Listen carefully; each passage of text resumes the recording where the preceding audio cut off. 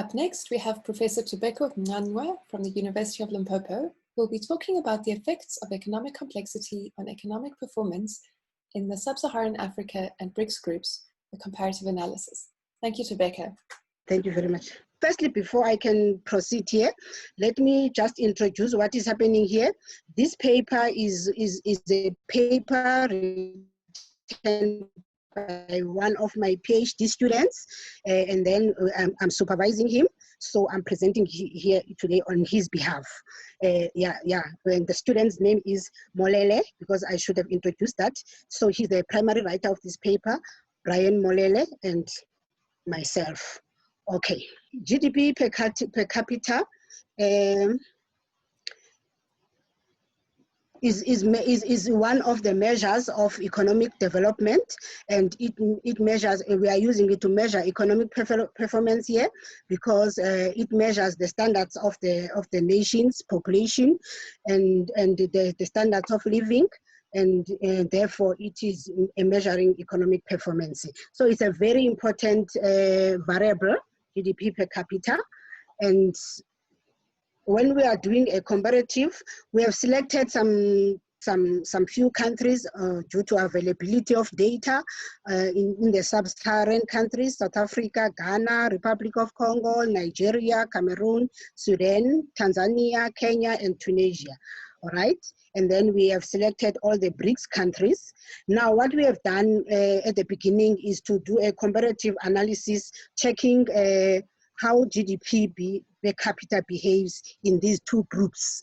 And then what's happening now, as you can see in the figure, that the sub-Saharan is kind of behaving at lower values in terms of GDP per capita, but generally all countries, these countries that have been chosen here, the sub-Saharan and the BRICS, are challenged by their GDP per capita. It means that the living standards of the people inside them are not doing well in terms of this variable GDP per capita. So what is happening now is that, but when you look between the two, you see that in the sub-Saharan setup, South Africa is performing better than the others, followed by Tunisia, I think. Others are down below there. Let me get my pointer. Okay. And then, okay, so when you look here, you will see that this is South Africa here at the top of the sub-Saharan countries, followed by Tunisia. And then when you look at the BRICS countries, you will see that South Africa is the blue one, so the faint blue, so it's just below Brazil, and we have got Russia as leading there in the BRICS countries. But generally, when you look at the values of GDP per capita in the sub-Saharan, you'll see that we have got about $6,000 there, and then when we look here, we see that at least here the values are up around $20,000 for Russia. So it means here from the beginning we can see that GDP per capita is behaving far much better in the BRICS countries than in the sub-Saharan. So the problem with Africa now. But here we want to see what can influence, what can assist in terms of influencing this GDP per capita at least to grow better than it is doing now. So there is this concept which is trending called economic complexity. And then when you look at this variable economic complexity, you will see that it measures export market sophistication, and if it has the capabilities of improving economies. So what happens here is that when we talk about economic complexity of a country, we mean about the sophistication of that country's productive structure. And we do that by combining information on diversity and ambiguity. And if I can dwell more on diversity, we mean the number of products that the country exports. Let me make an example here. And when we mean ambiguity, we mean the number of countries that export that product. So let me make an example here about Africa. If we look at South Africa, how complex are the products that we produce here in South Africa, or generally in Africa? The problem with Africa is that we produce and export raw materials, and those raw materials are not necessarily complex in nature, but we could have made advantage of our economic structures and try to make them more complex. For example, we could take the issue of mineral resources that we produce in the country, like gold, and try not to export gold as raw as it is. If we can try to transform it through manufacturing in terms of producing more complex products, then in that way, our country's economic complexity index can be rated at a higher level. And you see that when you're looking at that index, there are countries like Japan, I think, is leading, followed by Germany in the ECI index. And then in that index, those countries are producing and exporting more sophisticated goods than, and this can be in terms of knowledge capabilities. It can be in terms of product capabilities. So, and this is the foundation from Hidalgo and Hosman, right? Now, what we want to see now in this paper is whether this economic complexity can have an influence on moving the GDP per capita, or trying to improve GDP per capita.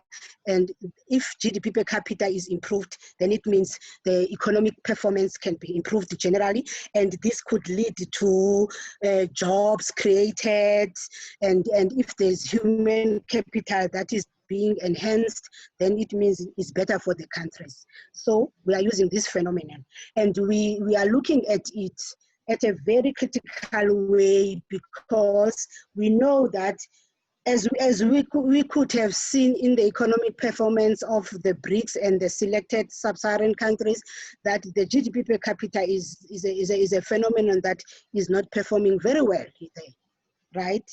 Then there's some literature that has been done, and specifically to this issue of economic complexity, we have looked at the theory of endogenous theory, which implies that the economic complexity can positively influence the idea of knowledge and innovation, and this leads to the progress of the economy, meaning that if economic complexity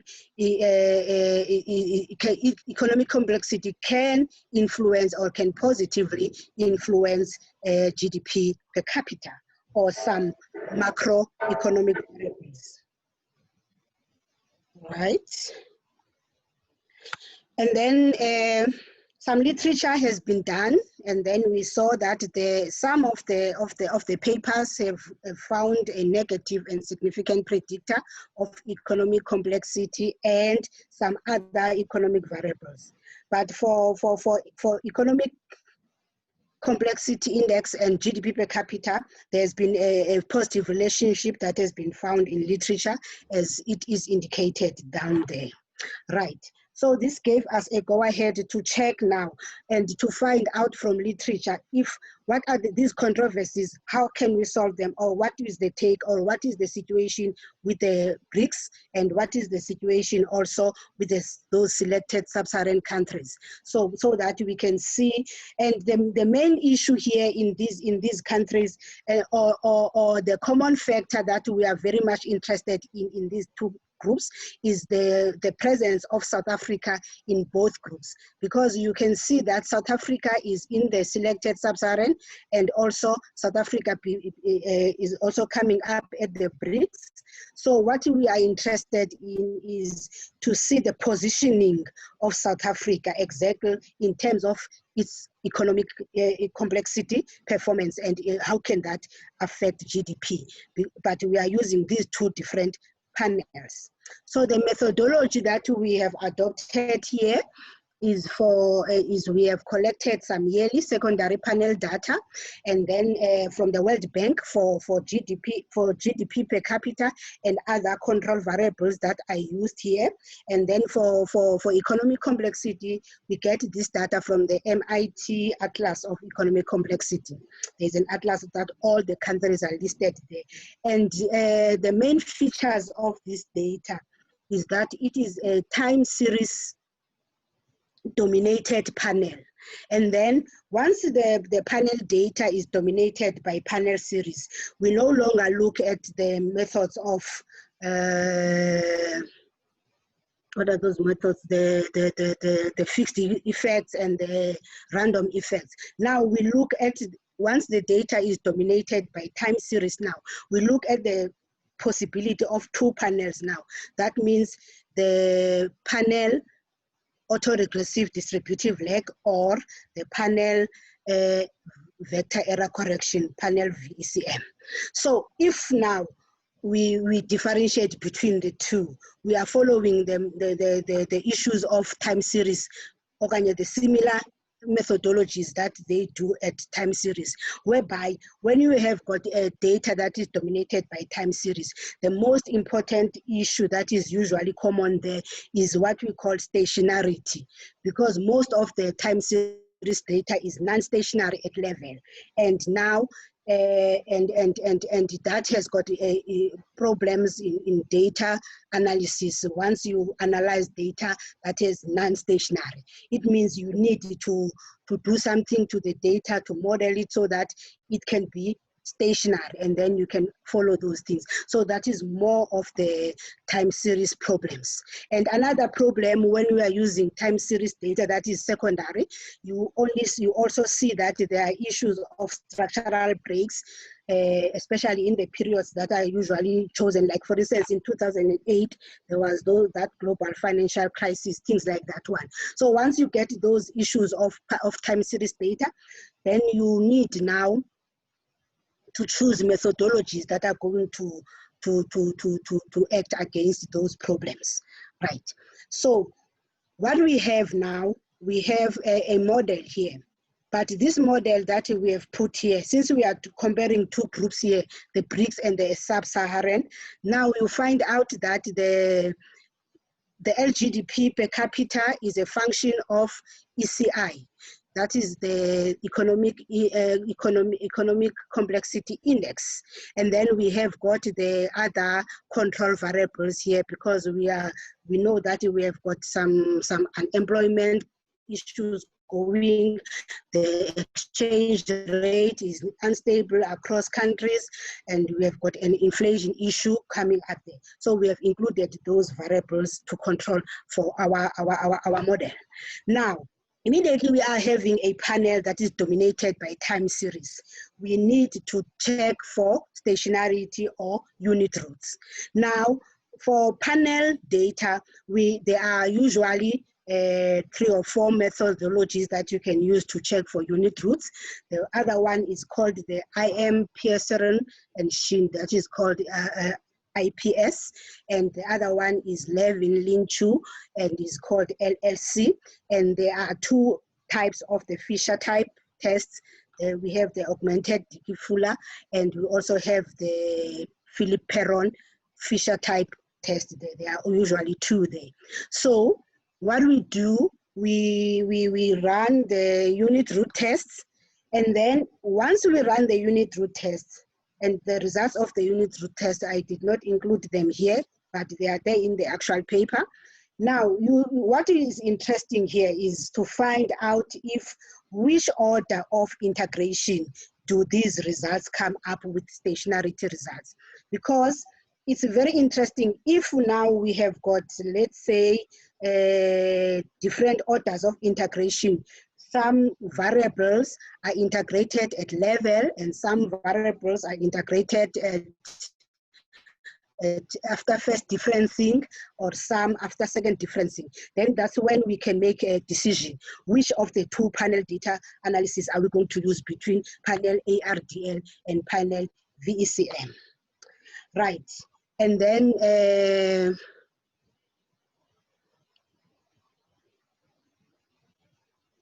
we further we ran the unit root tests. After running those unit root tests, we are going to check for if there is a long run relationship here.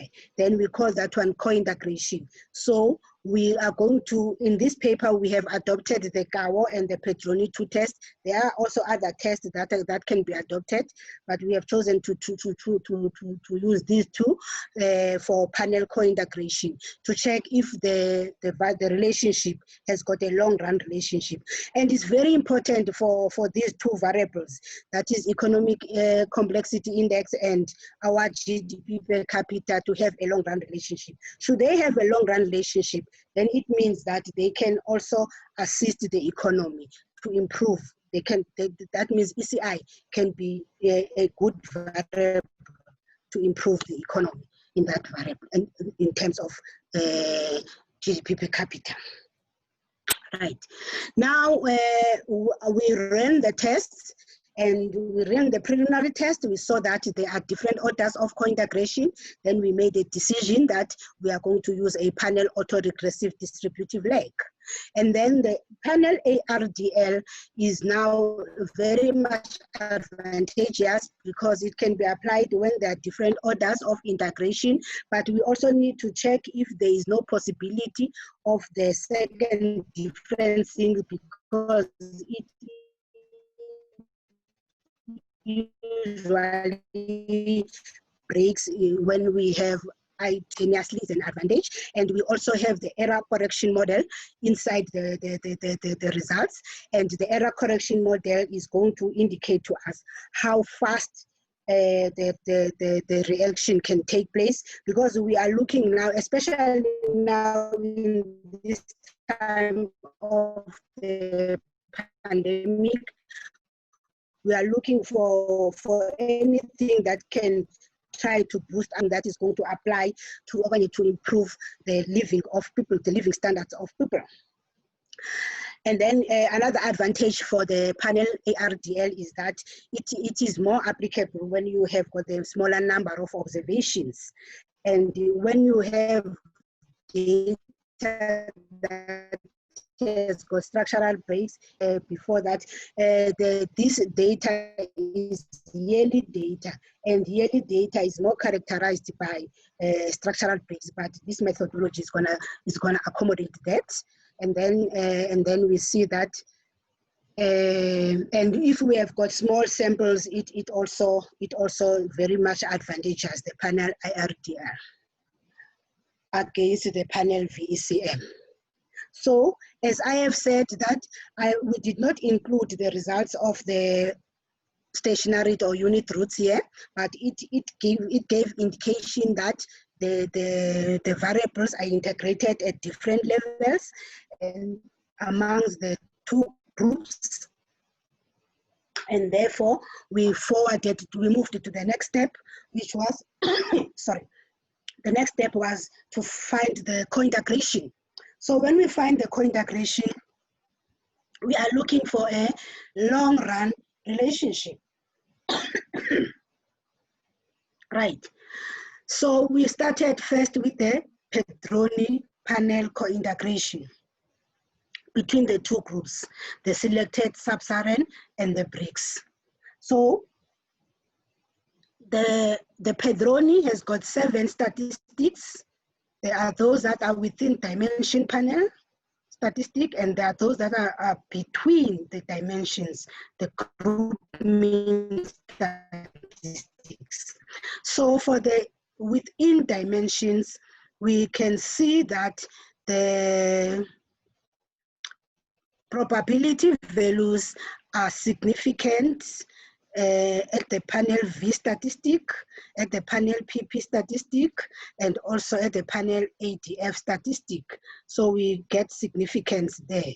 And then at the groups, we see that under the group ADF statistic, we have got significance there. Out of BRICS, we have got also under the panel V statistic, panel PP, and also panel ADF, and under the groups, the group PP and the group ADF. So from this test of the Pedroni panel data, we see that there are 1, 2, 3, 4 statistics that are significant out of 7. And then in the sub-Saharan, then in the BRICS, 1, 2, 3, 4, 5, we have got 5 groups that are statistically significant out of 7.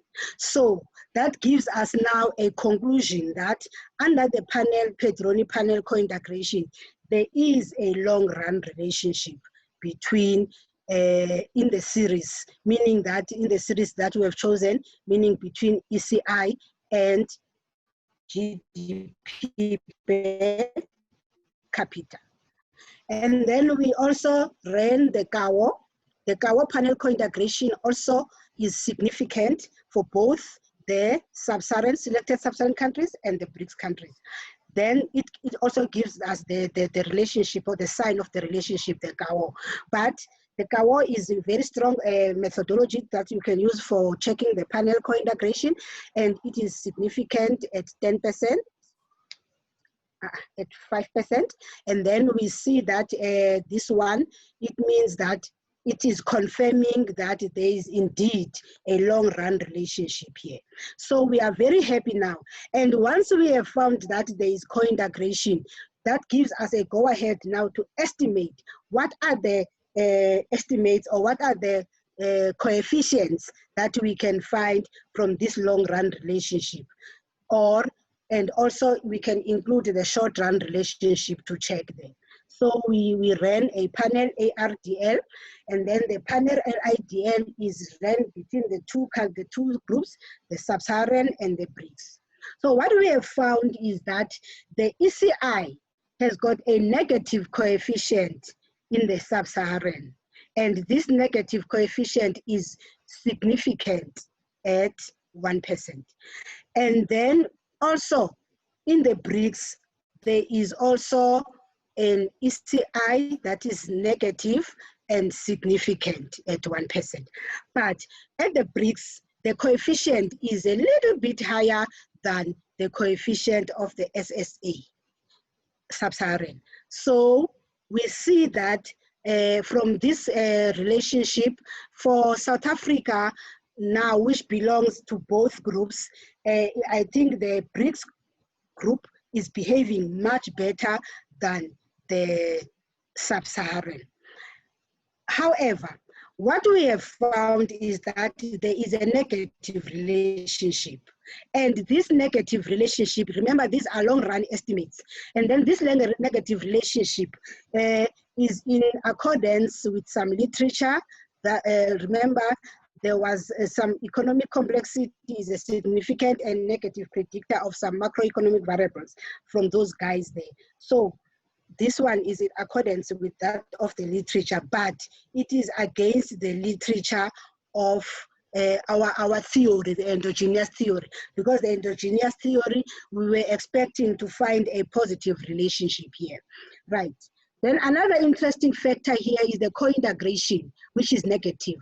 The co-integration is the error correction term, which measures the speed of adjustment to equilibrium when the ECI is influencing GDP per capita.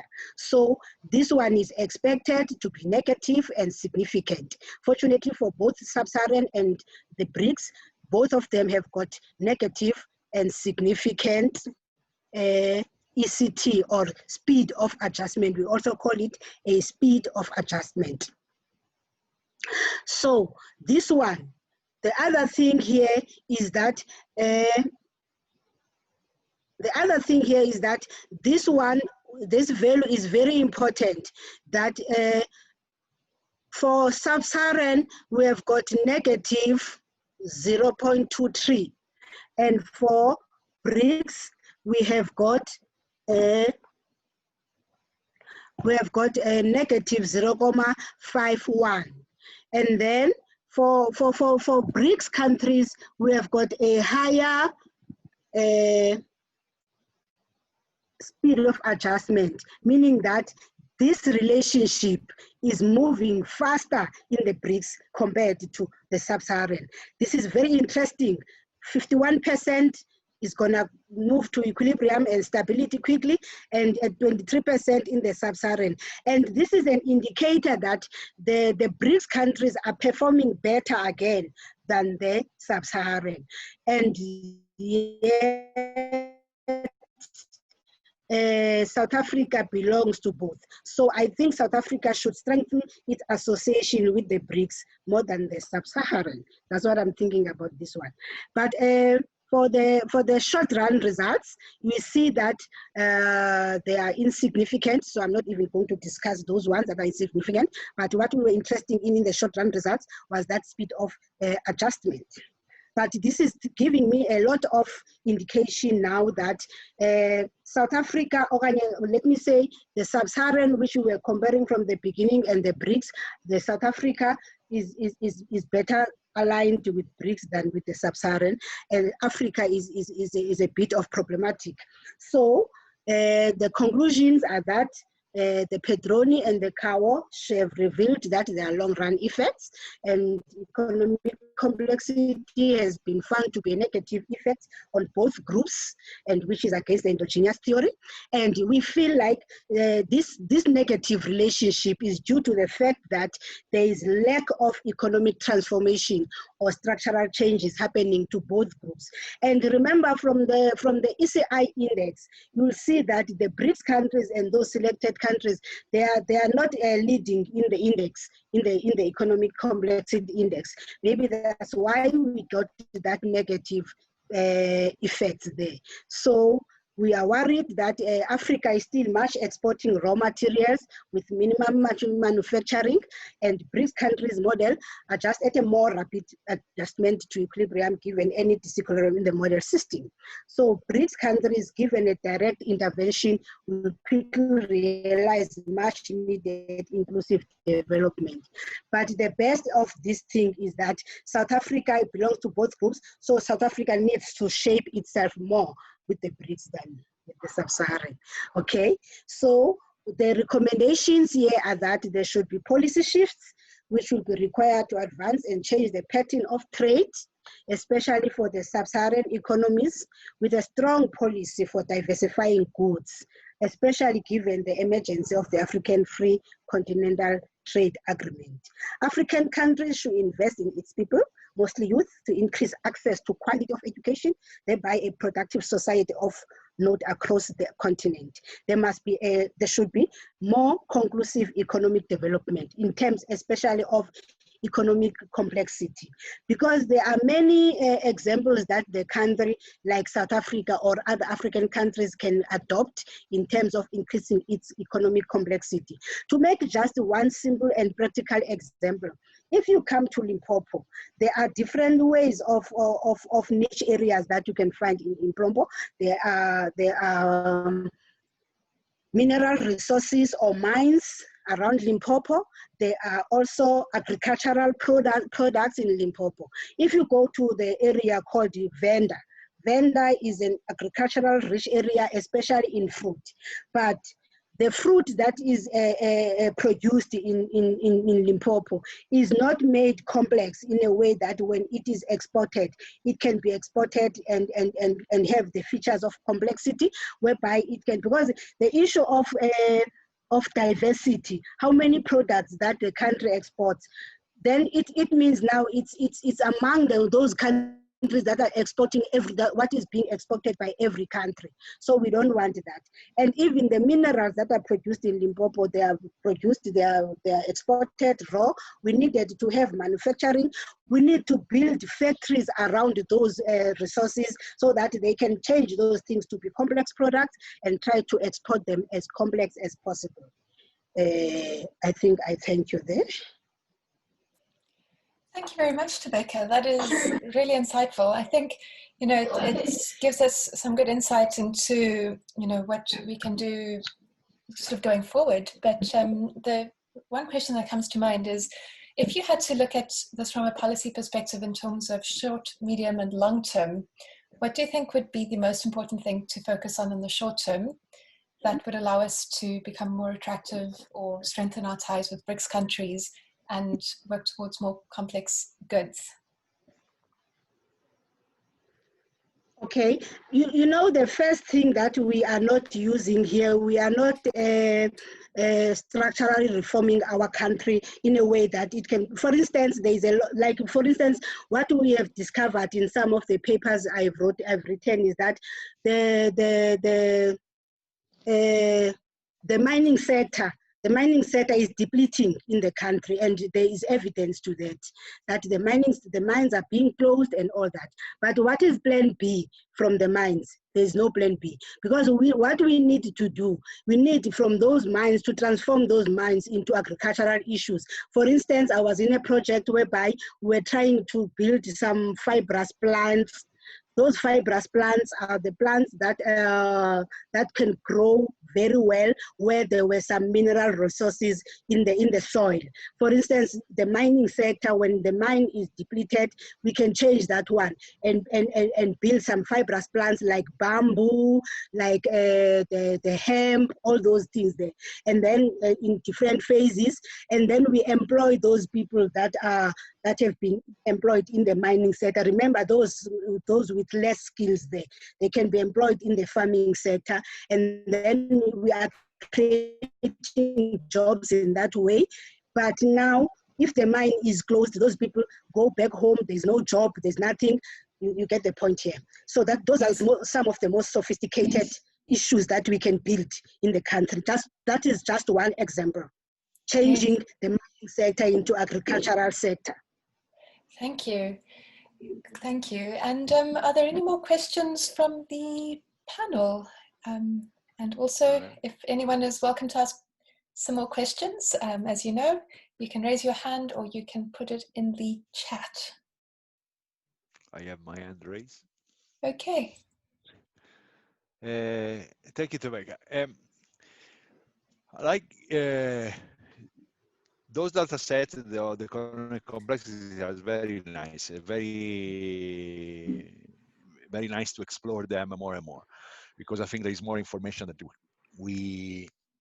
and therefore this paper is nice sense, because it's trying to start to explore more this data set. And I think, for example, it's important, data set could be important also considering, for example, when we think about potential growth, these long-term issues. Not only in South Africa we have seen a reduction of growth, but we also see a reduction in complexity, and therefore there is a sort of a focusing on what are the traditional sector, but we are losing a lot of complexity at the same time. And therefore, this one might affect the long-term growth. But I want to explore a bit that negative side, because that one I think is a bit problematic in the sense that it says that actually complexity is not good for the level of income. And I wanted to try, is it because of some of the data, because you don't have many countries, there is not enough heterogeneity, and maybe there is one country that is not very complex but has got a very high, and I think Russia, for example, could be one of these countries. Have you tried to selectively take away one country and see if the result change? Therefore, which country push the result in the negative sense? Because being on a panel, you have, there is a lot of average, but if you have a big outlier, therefore, because of the result is not too intuitive, if we can have a bit more explanation of where the result might coming from, and maybe some robustness test, maybe just pull all the data together and see what's happened, that could be something to explore. Because in terms of the narrative, is the sign doesn't go in the right way. Yes, I share that with you, Prof. I fully agree with you, because I was also worried when the student was getting this negative sign there. And then, I think we need to explore what you are saying, that we try to remove those countries that have got a lot of, like the index, mostly it's an index, it's listed. So we try to group at least, I think I'm gonna take your suggestion and we try to group those that are similar in terms of index, put them together, and then those that have got lower in the same group, especially for the SSA. But I'm not sure how we are going to do that for the BRICS, because the BRICS, remember, they are a closed group there. And then it was giving, since it was giving similar negativity now, and also this one negativity, I just assumed that maybe it's because of the fact that both their ECI are not that much high in the index, because these countries that we've chosen, they are not leading in the ECI index. Maybe that is why, that is one of the reasons we got that negative. But I was also concerned about this negative. But we will also explore what you are saying, that how about we at least, especially for the sub-Saharan, because we are not forced to use all of those countries. We try to group them and see if we get similar results or different results. Because what? Yeah, and because for the BRICS, I thought that maybe it could be Russia that is pushing, because it's got a per capita income that is higher, but a complexity that is lower than, for example, China at the end of your term. So you suggest, Prof, that we can also, even for the BRICS, we try to group them to similarities, ne? To those that are close. No, just take one country out at the time and see if he's a big outlier. Therefore, take Russia out and just do it for the other four and see what is the possible, how does it change? Therefore, if it's one country driving the result, okay, or if it's, think about what it means. I really suspect, because Russia is belonging in the upper group there in the ECI. Yeah, okay, thanks, Prof. We are noting that. Thank you. Cool. Thank you. Thank you, Prof. And oh, can you hear me? Thank you, Prof. And thank you, Thobeka. Are there any other questions that anybody has? I think it looks like those are all the questions for this one. Thank you, Thobeka. This has really been insightful, and I think, you know, if we continue this research, it'll definitely lead to some great effects with our policy, and it'll help us direct in the right way. Thank you. So, yeah, we're pretty much on track, I think. Thank you very much. Thank you very much. Cool, thank you.